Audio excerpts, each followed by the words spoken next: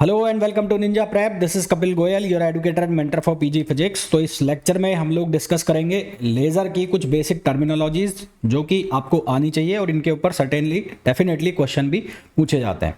तो कुछ टर्म्स हैं जो आप लोगों ने डेफिनेटली पढ़े होंगे जब आपने लेज़र को पढ़ा है, जैसे कि स्टिमुलेटेड एब्जॉर्प्शन, जिसको इंड्यूस्ड एब्जॉर्प्शन भी कहा जाता है, Meta stable state, stimulated emission, है ना। ये कुछ ऐसे वर्ड्स हैं जो आप लोगों ने डेफिनेटली पढ़े होंगे। तो हम लोग स्टार्ट करेंगे कहाँ से? स्टिमुलेटेड एब्जॉर्प्शन से।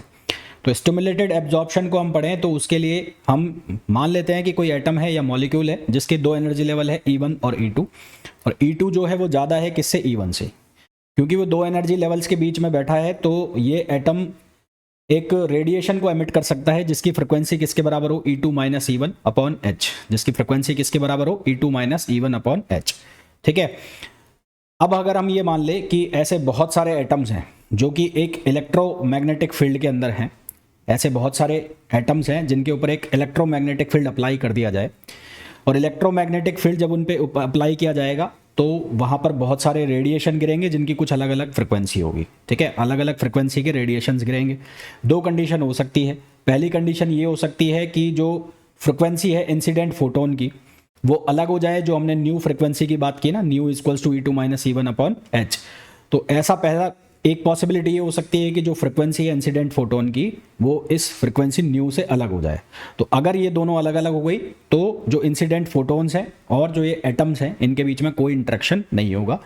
एक केस ये पॉसिबल है कि जो फ्रिक्वेंसी है न्यू और इंसिडेंट फोटोन है उनकी फ्रिक्वेंसी मैच हो जाए। तो अगर ऐसा हो जाता है तो जो इंसिडेंट फोटोन है वो क्या करेगा? लोअर एनर्जी स्टेट में, किसमें? लोअर एनर्जी स्टेट में जो एटम्स हैं उनके साथ फोटोन कोलाइड कर जाएगा, कोलाइड करेगा तो उसको वहां से वो निकाल कर कहाँ ले जाएगा? हायर स्टेट E2 में, है ना।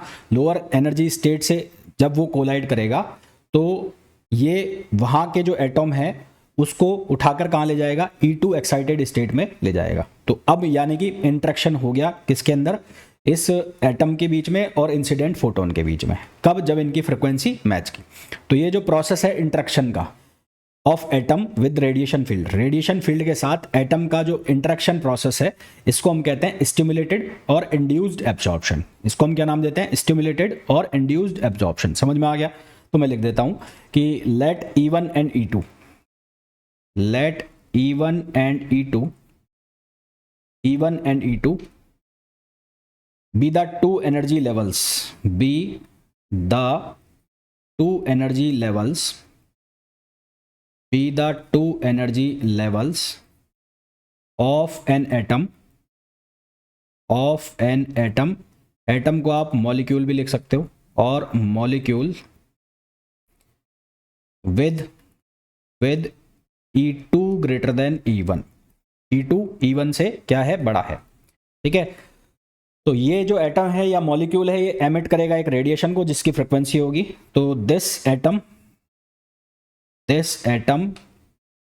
और मॉलिक्यूल, एटम और molecule emit a radiation, emit a radiation of frequency nu is equals to E2 minus E1 upon H. ये फ्रिक्वेंसी की जो रेडिएशन है इसको क्या करेगा? ये एमिट करेगा। Late consider such large number of atoms, such large number of atoms मतलब इस तरह के जो हमने कंसीडर किए ऐसे atoms are subjected to electromagnetic field, are subjected to electromagnetic field।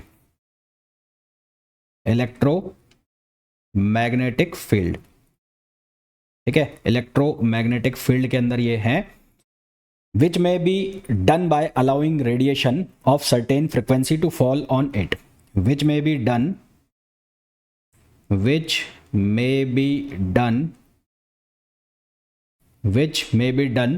by allowing radiation of certain frequency, by allowing the radiation of certain frequency certain frequency on it, certain frequency on it, ठीक है। there are two possibilities, there are two possibilities, there are two possibilities। अब यहां पर दो possibilities बन रही है। पहला पॉसिबिलिटी क्या बन रही है कि जो फ्रिक्वेंसी है of incident photon is not matched with new, ठीक है। तो frequency of incident photon, frequency of incident photon is not equal to new is not equals to new। तो अगर is not equals to new है तो in this case there is no interaction, in this case there is no interaction, interaction किस किस के बीच में, incident photon और atom के बीच में कोई इंट्रैक्शन नहीं होगा। दूसरा केस यहाँ क्या हो सकता है कि जो फ्रिक्वेंसी है इंसिडेंट फोटोन की वो मैच कर जाए। तो frequency of incident photon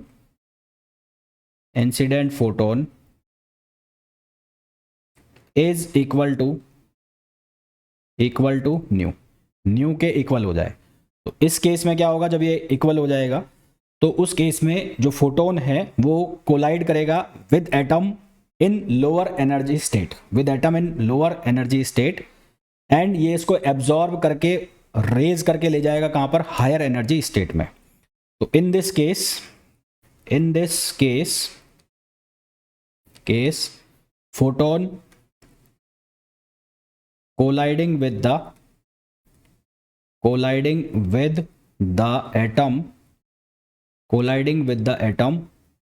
in lower energy state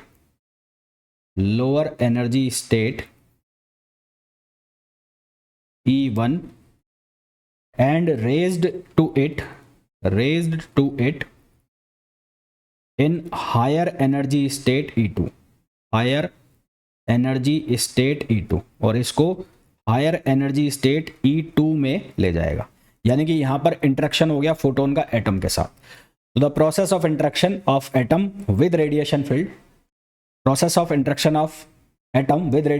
यानी कि वो फोटोन जहां से आ रहा है वो इज कॉल्ड स्टिमुलेटेड और induced absorption. The process of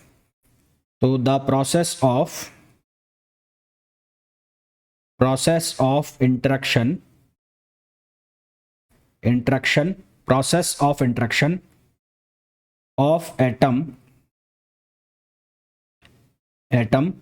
with radiation field, और रेडिएशन फील्ड के साथ हम क्या लिख सकते हैं, photon. The process of interaction of radiation field with an atom is called stimulated और induced absorption, is called stimulated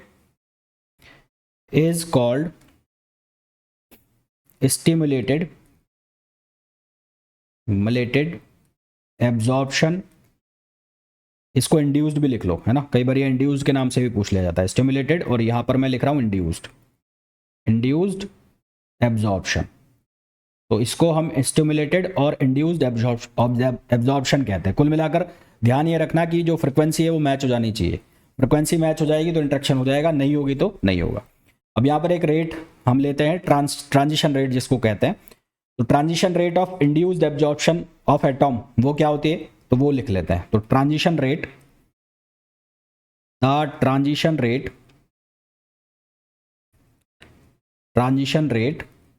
of induced absorption,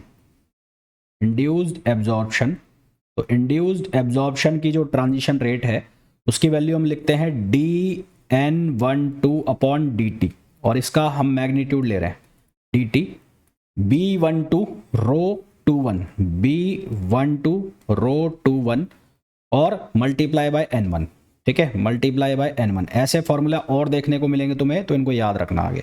अब यहाँ पर किस टर्म का क्या मतलब है वो मैं बता देता हूँ। यहाँ जो लिखा हुआ है B1 इस B12 को हम बोलते हैं आइंस्टीन कोफिशिएंट ऑफ एब्जॉर्प्शन। ठीक है, तो कांस्टेंट ऑफ प्रोपोर्शनलिटी भी होता है और इसको हम बोलते हैं Einstein coefficient for induced absorption.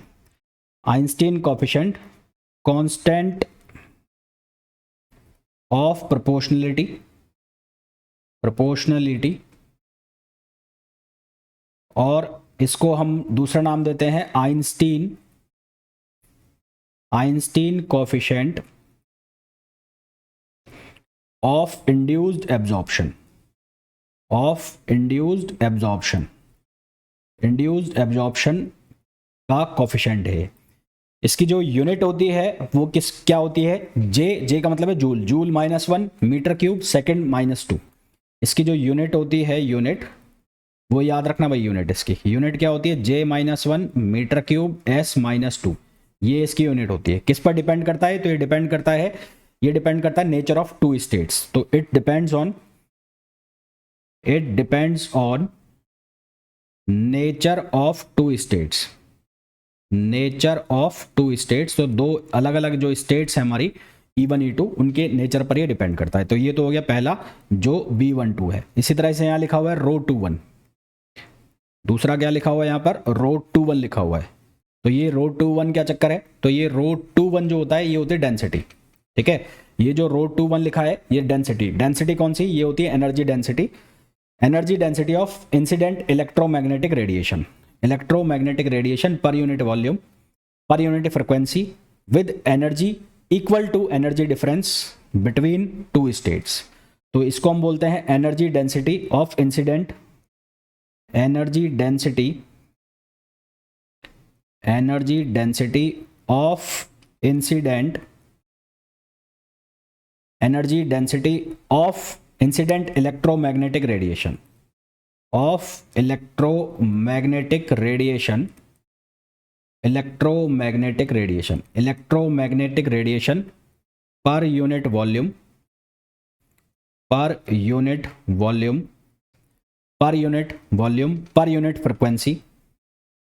Radiation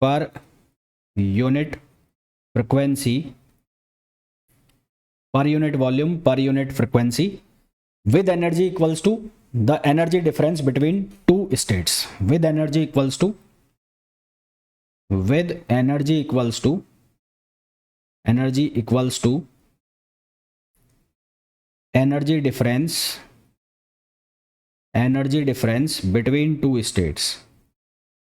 difference between two states। इसकी यूनिट अगर हम देखें, यूनिट, तो इसकी जो यूनिट हम लेते हैं वो लेते हैं जूल पर मीटर क्यूब सेकंड -1। तो इसकी जो यूनिट है वो हम लेते हैं जूल पर मीटर क्यूब सेकंड -1। तो ये यूनिट ध्यान रखना भाई, और किस टर्म का क्या मीनिंग है ये आप ध्यान रखना। इसी तरह से जो यहाँ पर N1 लिखा हुआ है, N1 का मतलब है number of atoms available for excitation, in the lower energy state. तो N1 जो है उसका मतलब होता है number of atoms available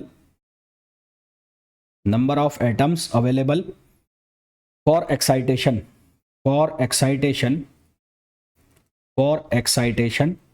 in the lower energy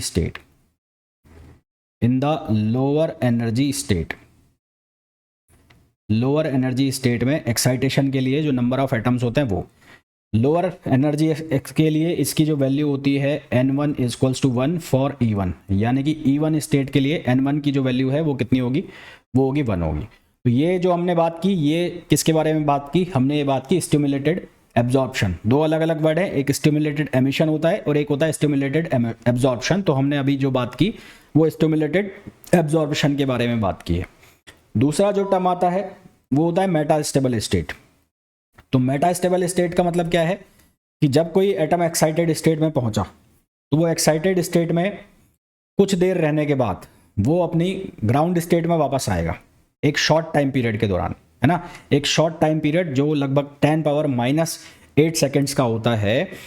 उस टाइम के बाद वो अपनी ओरिजिनल या ग्राउंड स्टेट में वापस आ जाता है फोटोन को एमिट करके। क्या करके? फोटोन को एमिट करके। तो वो टाइम, जिस टाइम के दौरान एक एटम अपनी एक्साइटेड स्टेट में रहता है, वो एवरेज टाइम, जिस टाइम के दौरान एटम अपनी एक्साइटेड स्टेट में रहता है, उस टाइम को हम कहते हैं mean life.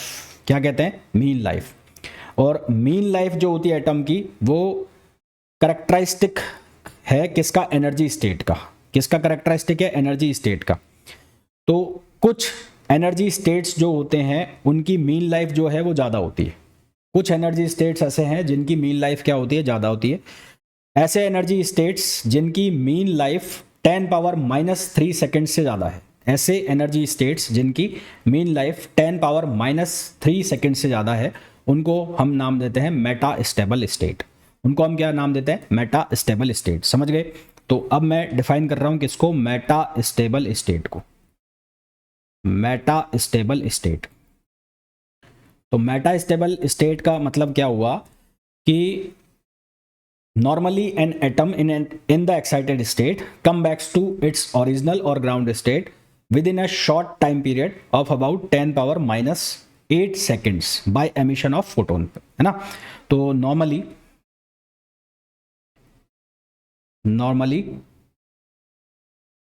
an atom in its excited state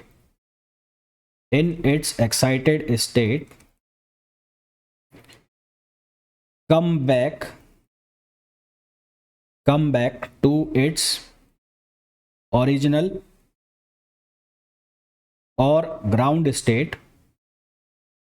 original or ground state in a short time of 10⁻⁸ seconds by emitting a photon। by emitting a photon, ये टाइम जो है ना, ये ध्यान रखना, 10⁻⁸ seconds by emitting a photon. तो वो time, वो एवरेज टाइम जिसके दौरान जो एटम है, जो फोटोन है, जो एटम सॉरी, वो अपनी एक्साइटेड स्टेट में रहता है, उसको हम कहते हैं मीन लाइफ। ठीक है। तो the average time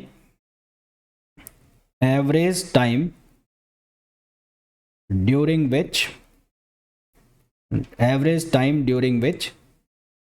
an atom remains in its excited state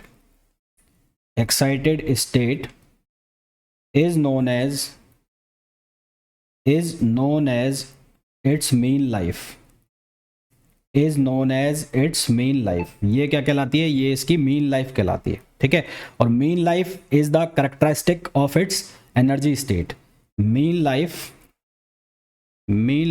is the characteristic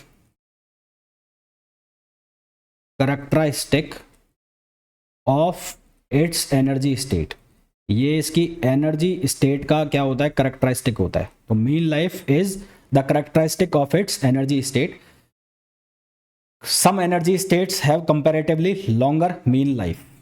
Some energy states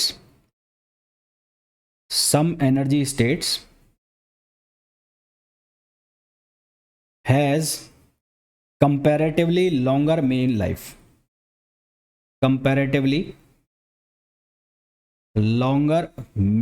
life. Longer mean life. So energy states for which the mean life is more than 10⁻³ seconds, hence the energy states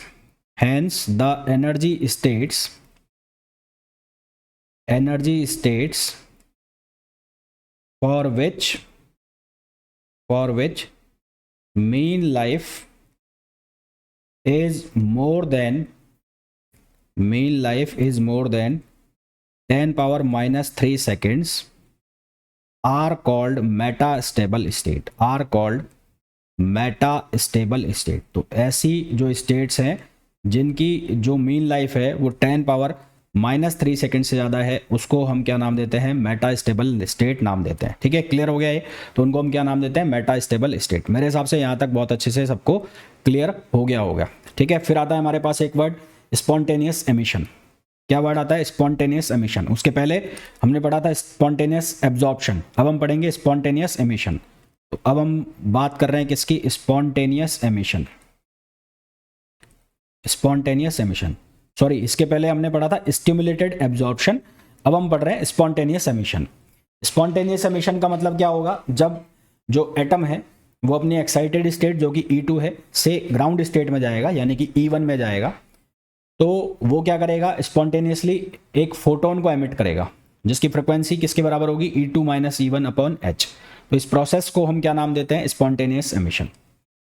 जो spontaneous emission है इसमें जो photon जो emit होगा वो random properties रखता है, मतलब वो रैंडम डायरेक्शन में जा सकता है, उसका फेज सेम हो भी सकता है इंसिडेंट फोटोन के, और इंसिडेंट फोटोन के सेम नहीं भी हो सकता।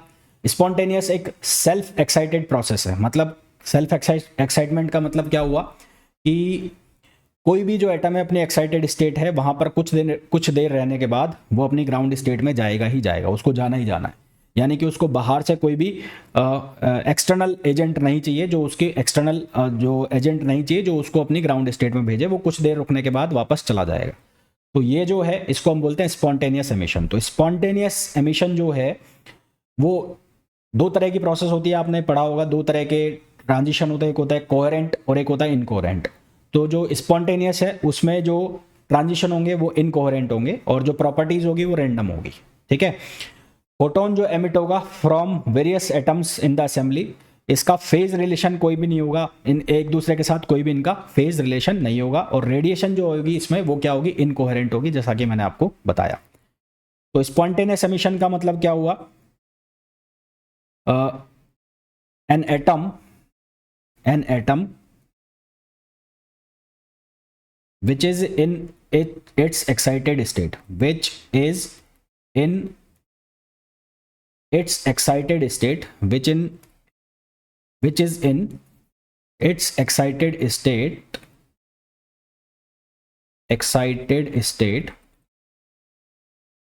E2 goes to its ground state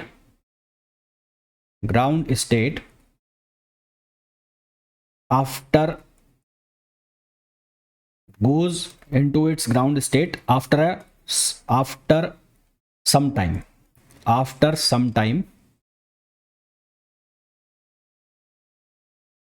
without any external agent,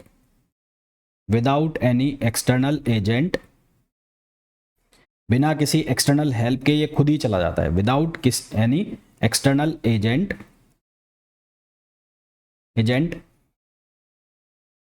तो फ्रिक्वेंसी जो होती है वो कितनी होगी, वो होगी E2 minus E1 upon H।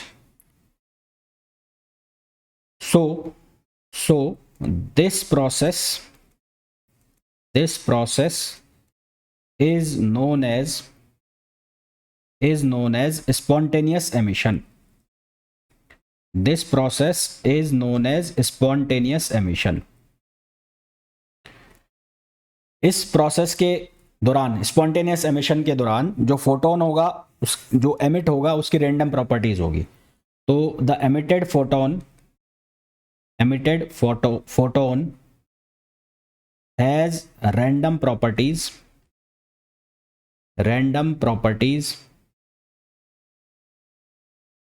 Radiation जो एमिट होगा वो इनकोहेरेंट होगा, radiation emit is incoherent radiation जो एमिट होगा वो क्या होगा, इनकोहेरेंट होगा, और there is no phase relation between emitted photons, there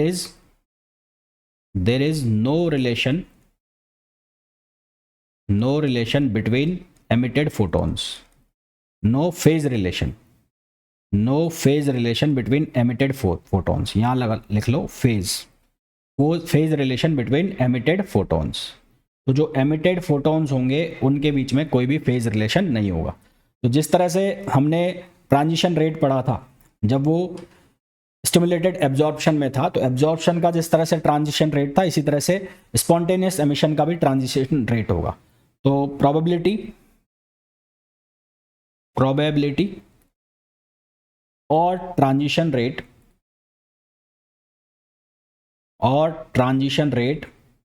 of spontaneous emission. तो स्पॉन्टेनियस एमिशन की प्रोबेबिलिटी और ट्रांजिशन रेट उसको हम लिखेंगे dN2 1, dN2 1 dt, ये बराबर होगा किसके, ये बराबर होगा A21 और N2, A21 और N2। यहाँ जो N2 है ये होगा number of atoms available with electrons in upper excited state, है ना। और A21 जो है वो जैसे वहां पर B12 था, यहाँ A21 है, वो कांस्टेंट ऑफ प्रोपोर्शनलिटी था, ये भी कांस्टेंट ऑफ प्रोपोर्शनलिटी है। उसको भी आइंस्टीन कोफिशिएंट कहते थे, इसको भी आइंस्टीन कोफिशिएंट कहेंगे फॉर स्पॉन्टेनियस एमिशन। और इसकी जो यूनिट होगी वो होगी सेकंड-1। तो ये क्या कहलाएगा, 1 है, ये 1 है ना। तो A21 ये क्या कहलाएगा, ये कहलाएगा Einstein coefficient of spontaneous emission. और इसकी जो यूनिट होगी, ये यूनिट ध्यान रखना भाई, इसकी जो यूनिट होगी वो क्या होगी, सेकंड-1। इसकी जो यूनिट होगी वो क्या होगी, सेकंड-1। तो एक हो गया हमारे पास स्पॉन्टेनियस एमिशन, दूसरा आएगा हमारे पास स्टिमुलेटेड और इंड्यूस्ड एमिशन। स्टिमुलेटेड और इंड्यूस्ड एमिशन, स्टिमुलेटेड और इंड्यूस्ड एमिशन, और इंड्यूस्ड एमिशन। ठीक है, एक हमने पढ़ा था स्टिमुलेटेड और इंड्यूस्ड एब्जॉर्प्शन, ये है स्टिमुलेटेड और इंड्यूस्ड एमिशन। इसके अंदर क्या होगा, जब एटम अपनी एक्साइटेड स्टेट में है तो ये इंटरेक्ट करेगा एक इंसिडेंट फोटोन के साथ, और जब उसके साथ इंसिडेंट करेगा तो वो जो फोटोन जिसके साथ ये इंटरेक्ट करेगा उसकी कुछ ना कुछ फ्रिक्वेंसी होगी, जिसको हम कहेंगे रेजोनेंट फ्रिक्वेंसी। तो जब ये रेजोनेंट फ्रिक्वेंसी से के साथ इंटरेक्ट करेगा और E2 से E1 में जाएगा, तो E2 से E1 में जाएगा तो एमिटिंग जो फोटोन होगा उसकी भी कुछ फ्रिक्वेंसी होगी, जिसको हम लिखेंगे E2 - E1 अपॉन H। तो यदि ये दो फ्रिक्वेंसी सेम हो जाती है, तो इसको हम नाम देंगे स्टिमुलेटेड एमिशन। जिस तरह से वहां पर हमने नाम दिया था स्टिमुलेटेड एब्जॉर्प्शन, इसी तरह से यहां पर नाम देंगे हम स्टिमुलेटेड एमिशन। कुल मिलाकर सीधी सी कहानी है कि जब एटम अपनी एक्साइटेड स्टेट में है, उससे अगर कोई इंसिडेंट फोटोन टक्कर कर रहा है, तो इंसिडेंट फोटोन जब उस एक्साइटेड स्टेट वाले एटम से टक्कर करेगा तो वो एटम से एमिशन होगा एक और सेकेंडरी फोटोन का, और जो सेकेंडरी फोटोन का एमिशन होगा उसकी फ्रिक्वेंसी, उसका फेज, उसकी एनर्जी, उसकी डायरेक्शन वो बराबर होंगे किसके, इंसिडेंट फोटोन के। तो ये जो प्रोसेस है इसको हम नाम देते हैं स्टिमुलेटेड और इंड्यूस्ड एमिशन। ठीक है, तो when an atom is in its excited state,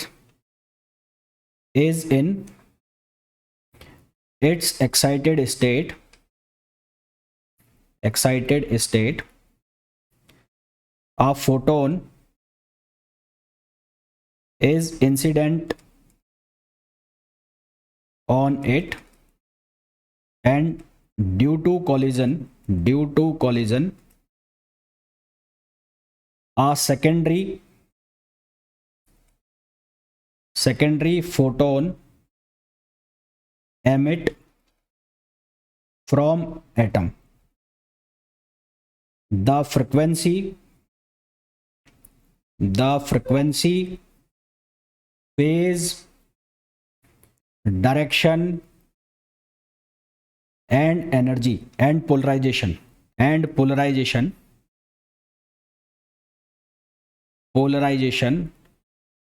of secondary or emitted photon is same as of incident photon.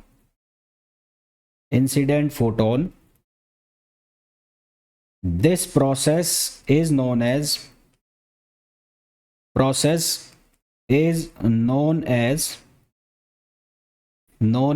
stimulated emission. This process is known as stimulated or induced emission. Stimulated और induced emission, इस process को stimulated और induced emission कहते हैं। जिस तरह से वहां पर ट्रांजिशन रेट था, इसी तरह से यहां पर भी ट्रांजिशन रेट होगा।